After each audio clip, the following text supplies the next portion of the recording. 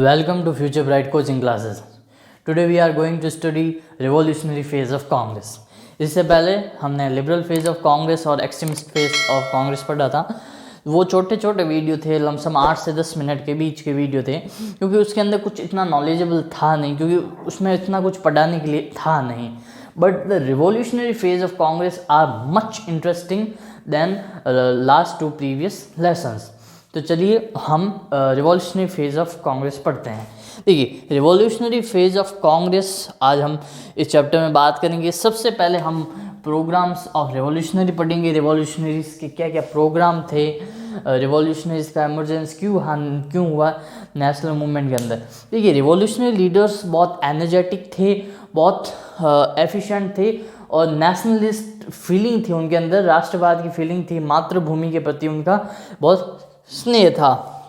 Way policies of revolutionaries, क्या क्या revolutionaries की पॉलिसीज रही वो हम पढ़ेंगे सेकंड में। फिर हम causes of rise of revolutionaries, क्या कारण थे रिवॉल्यूशनरीज का नेशनल मूवमेंट के अंदर उत्पत्ति हुई और नेशनल मूवमेंट के अंदर वो आए, उनके इमरजेंस के क्या रीज़न थे वो भी पढ़ेंगे।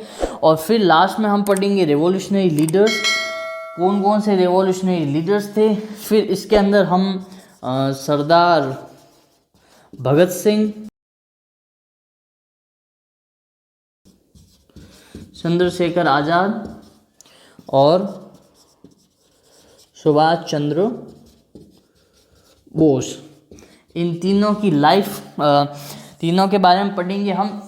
इस शुरू से लेके लास्ट तक हम इनके बारे में पूरा पढ़ेंगे, इनकी पूरी लाइफ हम पढ़ेंगे, क्योंकि यही मेन 3 इम्पोर्टेंट रिवॉल्यूशन। देखिए, रिवॉल्यूशनरी लीडर्स बहुत सारे थे, परंतु तीन मेन इम्पोर्टेंट लीडर्स जिनके बारे में हमेशा पूछा जाता है, उनकी हम पूरी लाइफ पढ़ेंगे शुरू से लेकर लास्ट तक। तो चलिए स्टार्ट करते हैं revolutionary phase of Congress.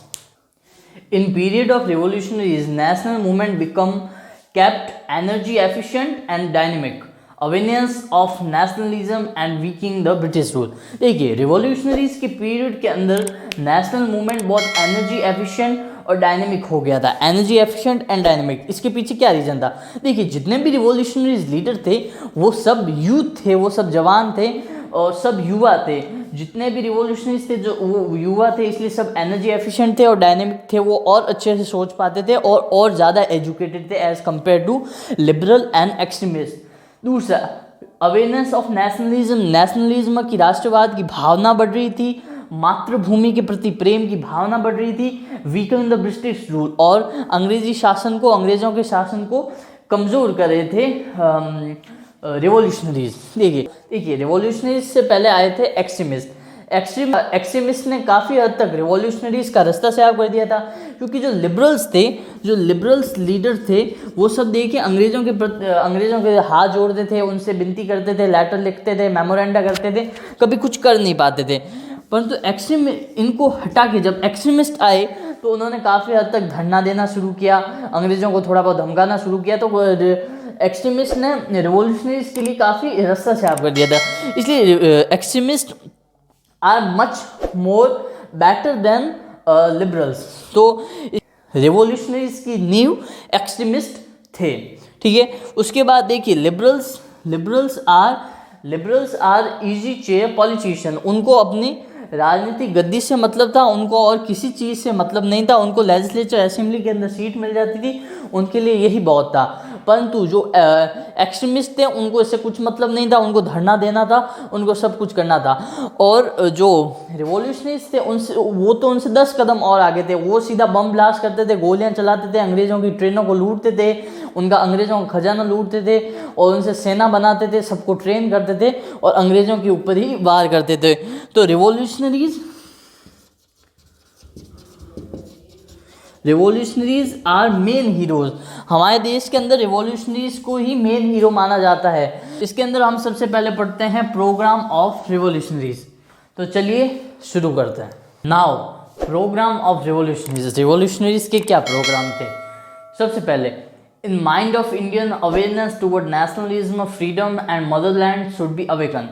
Revolutionary ज़्यादा से ज़्यादा भारतीयों के प्रति नेशनलिज्म, राष्ट्रवाद की भावना, फ्रीडम, स्वतंत्रता की भावना और मदरलैंड, मातृभूमि की भावना को जागृत किया था।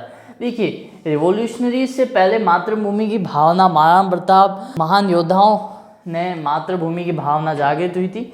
उसके बाद रिवॉल्यूशनरीज के अंदर ये सब भावनाएं जागृत हुई थी। तो रिवॉल्यूशनरीज ने नेशनलिज्म, राष्ट्रवाद को अपनाया, फ्रीडम को अपनाया कि हमें स्वतंत्रता चाहिए ही चाहिए किसी भी हालत में, और मदरलैंड की थ्योरी भी अपनाई। In order to awaken the spirit of nationalism the general public, heart touching songs and drama created by Indians. देखिए, आम जनता के अंदर राष्ट्रवाद की भावना को, आत्मा के अंदर राष्ट्रवाद की भावना को जागृत करने के लिए हार्ट टचिंग, दिल को छूने वाली सॉन्ग्स, म्यूजिक, संगीत बनाए गए, गाने बनाए गए, ड्रामा बनाया गया, क्रिएटेड बाय इंडियन आर्टिस्ट ने और नेशनल लीडर्स ने ये सब कुछ किया। By recruiting young man, their small team made these young man should be train physically और टू यूज़ वेपन। और जितने भी नेशनल लीडर्स थे, उन्होंने जो टीम बना रखी थी, हम उसको गैंग भी कह सकते हैं, जो टीम बना रखी थी, उनके अंदर सबको यंग मैन को ही लेते थे, क्योंकि ये फिजिकली एक्सरसाइज थे और टू यूज़ ऑफ वेपन, और उनको ट्रेनिंग दी जाती थी, प्रॉपर ट्रेनिंग दी जाती थी हथियारों को कैसे यूज़ किया जाए। देखिए, ये हथियार अब्रॉड से खरीदे जाते थे या फिर वहाँ से परचेज करके इंपोर्ट किए जाते थे, या फिर वहाँ पे बना के हिंदुस्तान में लाते थे। इसको लाने का प्रोसेस बहुत ही मुश्किल था, क्योंकि सिक्रेटली लाने पड़ते थे, बहुत ही गुप्त तरीके से लाने पड़ते थे, समुद्र के रास्ते लाते थे और उन्हें यहाँ पे यूज़ करते थे।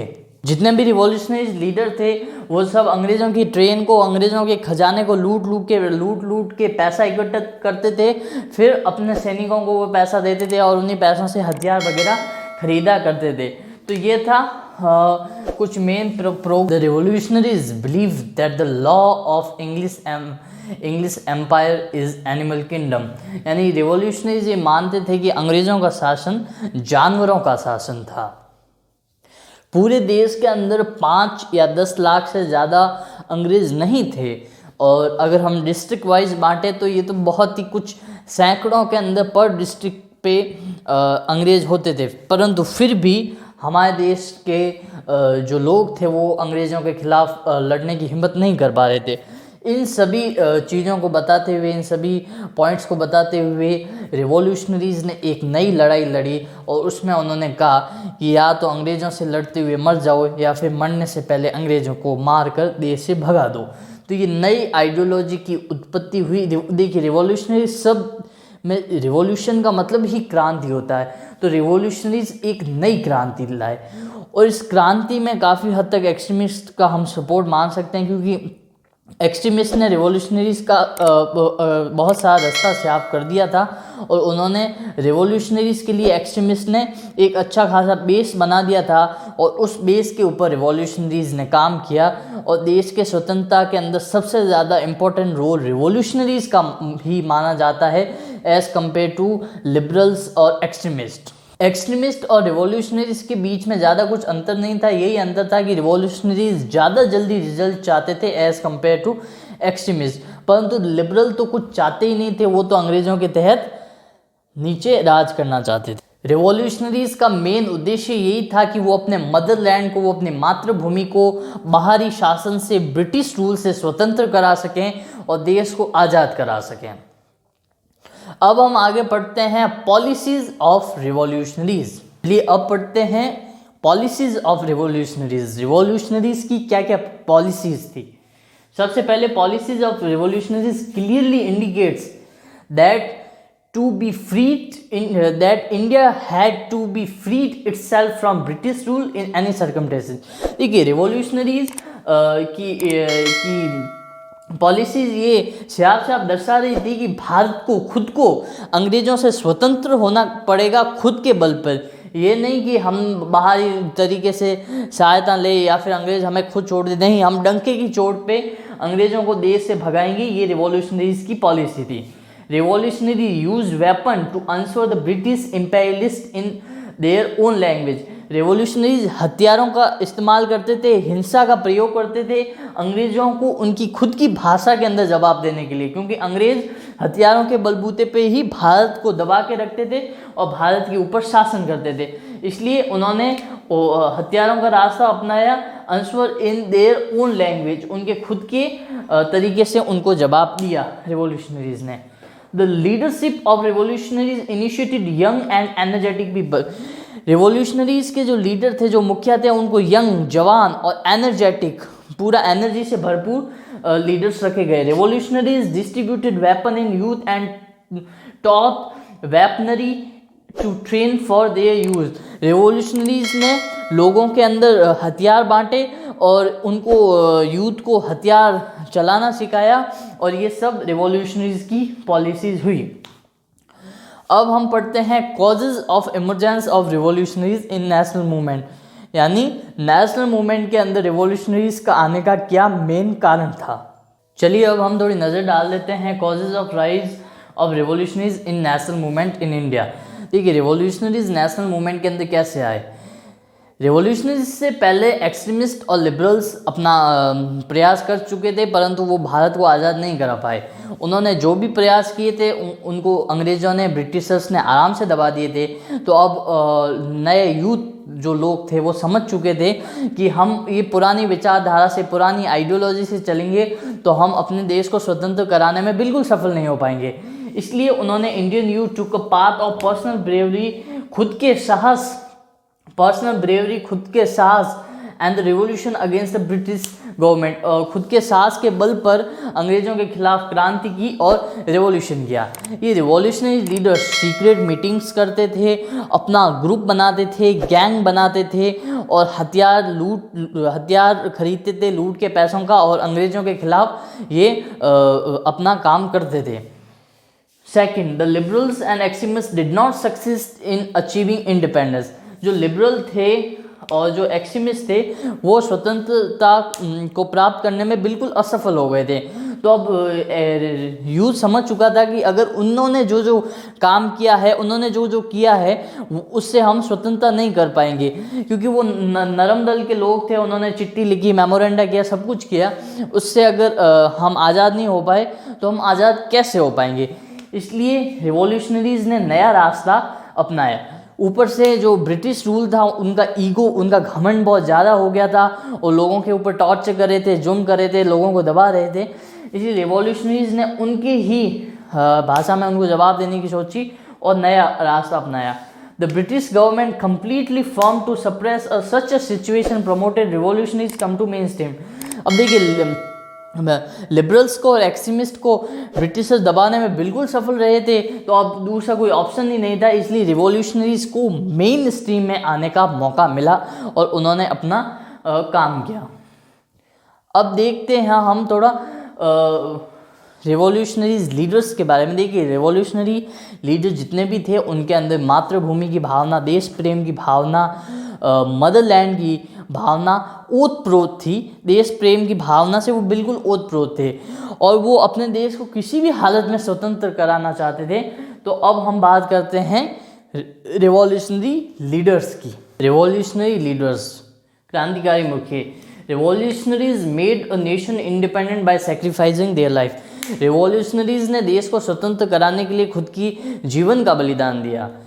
रिवॉल्यूशनरीज लीडर अंतिम सांस तक देश की आज़ादी के लिए लड़ते रहे। भले आप सरदार भगत सिंह को देख लीजिए, चंद्रशेखर आज़ाद को देख लीजिए, राजगुरु को देख लीजिए, सुखदेव को देख लीजिए, जितने भी रिवॉल्यूशनरीज लीडर थे वो अपने अंतिम सांस तक देश के लिए लड़ते रहे। और इन रिवॉल्यूशनरी लीडर्स की ज़्यादा कुछ एज भी नहीं थी, ये बहुत ही कम एज के थे, अंडर 30s और ऑलमोस्ट 30-20s के बीच में थे।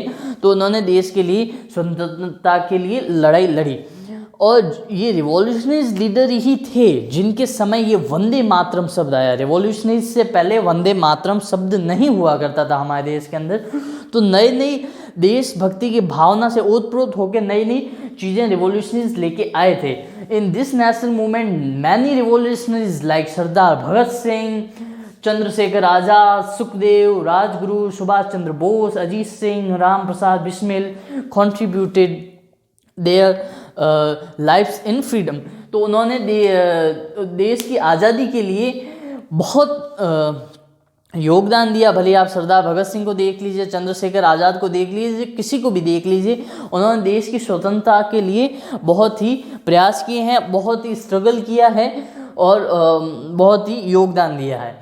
देखिए ये वीडियो थोड़ा बड़ा हो जाएगा, इसलिए हमने इस वीडियो को मैं सोचा हूँ 2 भाग में बांट दूँ, क्योंकि ये वीडियो तो अब हो चुका है 15-17 मिनट का। इसलिए हम अब life philosophy, life theory from starting to end, शुरू से लेके अंत तक भगत सिंह का पूरा जीवन, सुभाष चंद्र बोस का पूरा जीवन और चंद्रशेखर आज़ाद का पूरा जीवन, क्योंकि सबका पढ़ पाना तो बहुत मुश्किल हो जाएगा, इसलिए हम 3 लीडर्स को चुनते हैं। तो उनके हम पूरे जीवन के बारे में, पूरे लाइफ लेसन उनका हम पूरा पढ़ेंगे। तो इसलिए हमने इस वीडियो को 2 हिस्सों में बांट दिया। ये पहला पार्ट है और अगले पार्ट में वो पूरा आएगा life of Subhash Chandra Bose, Bhagat Singh and Chandrashekhar Azad. तो वो इस वीडियो के बाद वो बैक टू बैक वीडियो आ जाएगा, इसलिए आप उसको देखना ना भूलिएगा। और आपको लिंक में, डिस्क्रिप्शन में लिंक भी मिल जाएगा लिबरल और एक्सट्रीमिस्ट का। और इसके बाद बैक टू बैक इसका पार्ट 2 आने वाला है भगत सिंह, चंद्रशेखर आज़ाद और सुभाष चंद्र बोस की लाइफ के बारे में, उनकी पूरी जीवन पटनी के बारे में। तो आपका यहाँ तक वीडियो देखने के लिए बहुत बहुत धन्यवाद। Thank you very much. जय हिंद, जय भारत, वंदे मातरम।